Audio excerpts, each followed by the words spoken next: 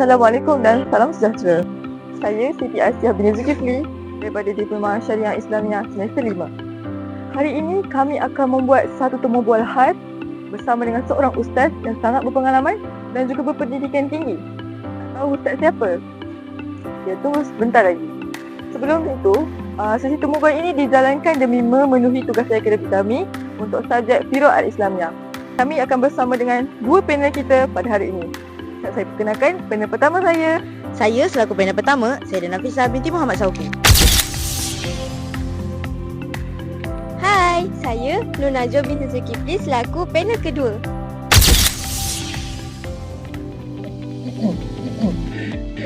Baiklah. Bismillahirrahmanirrahim. Assalamualaikum warahmatullahi taala wabarakatuh. Alhamdulillah, dengan segala izin Tuhan, kita diberikan masa untuk menjalankan sesi temu bual ini bersama dengan Ustaz. Kita bersama dengan Ustaz Ismail Ma'ali. Assalamualaikum Ustaz. Waalaikumsalam warahmatullahi wabarakatuh. Saya mewakili kumpulan ingin merakamkan setinggi-tinggi penghargaan terima kasih kepada Ustaz kerana sudi meluangkan masa bersama kami hari ini. Jadi, berdasarkan pengalaman dan juga penglibatan Ustaz dalam masyarakat, kami ingin mendapatkan pandangan Ustaz berkaitan isu yang menjadi fokus utama kita pada hari ini.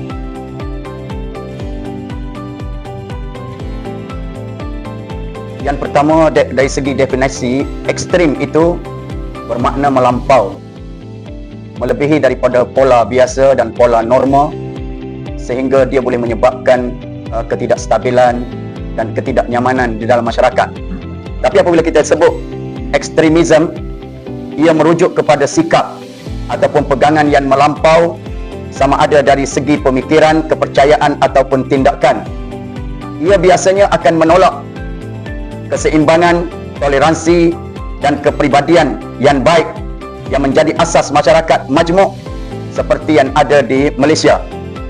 Di dalam konteks tempatan, ekstremisme boleh muncul dalam bentuk idea agama ataupun politik ataupun sosial yang bersifat ekstrim, yang bersifat eksklusif dan memecah belahkan. Ustaz, bagaimana pula dengan ekstremisme dalam perspektif Islam? Di dalam perspektif Islam, ada situasi dan keadaan Islam meminta supaya kita ekstrim. Maksudnya, ekstrim itu semata-mata bukanlah bermakna semuanya buruk, tetapi dia boleh membawa kepada ekstrim yang baik, dan yang kedua, dia membawa kepada ekstrim yang tidak baik. Masya-Allah, terima kasih Ustaz atas perkongsian tersebut. Jadi, tanpa mengelengahkan masa lagi, saya menjemput panel pertama saya untuk mengemukakan soalan pertama kepada Ustaz. Soalan. Baiklah, soalan pertama daripada saya. Menurut Ustaz, apakah faktor utama kemunculan ekstremisme dalam kalangan masyarakat, terutamanya daripada pengaruh individu ataupun kelompok? Adakah ini semua dikarenakan ketidaktahuan agama dan kejahilan? Okey, dipersilakan Ustaz.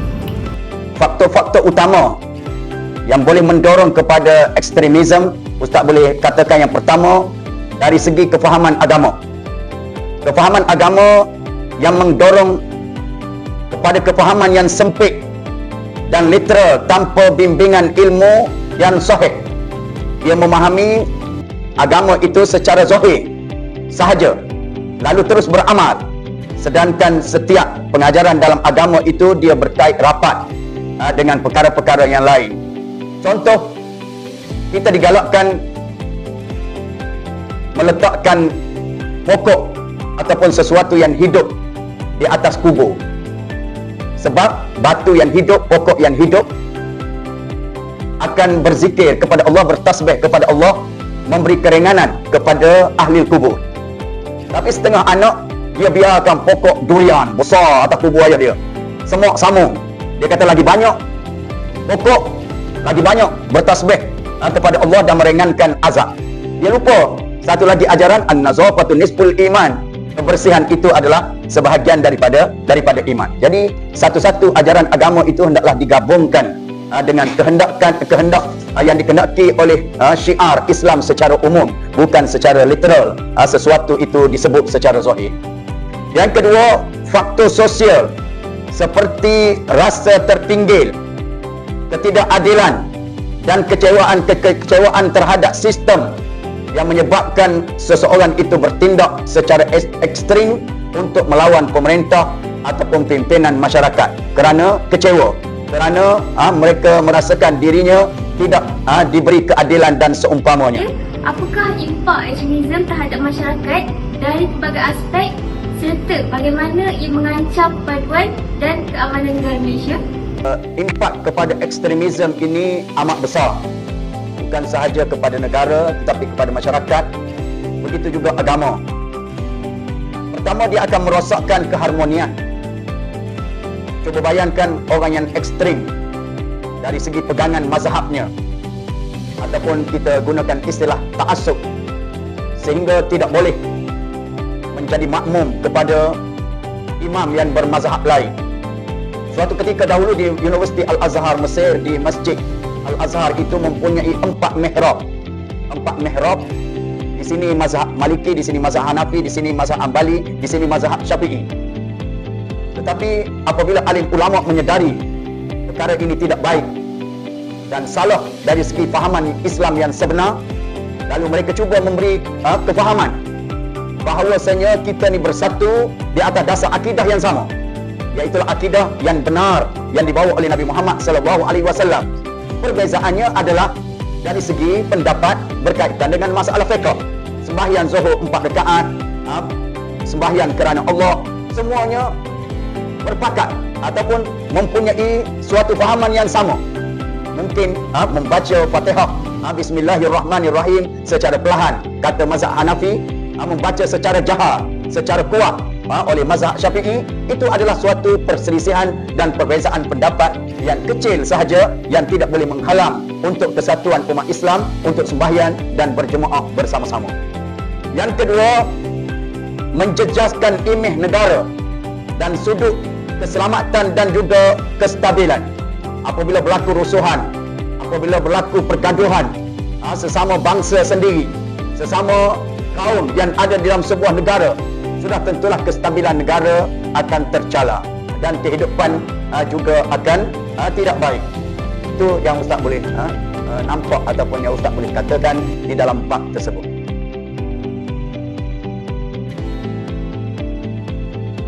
Okey. Peranan Islam dalam membendung ekstremisme, yang pertama Ustaz boleh katakanlah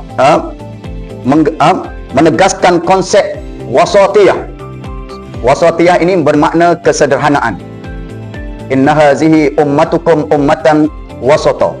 Ummatan wasata bermakna umat teras yang membimbing masyarakat ke arah kehidupan yang bukan sahaja mencari kebahagiaan di dunia, tetapi yang lebih penting lagi adalah kehidupan di hari akhirat nanti.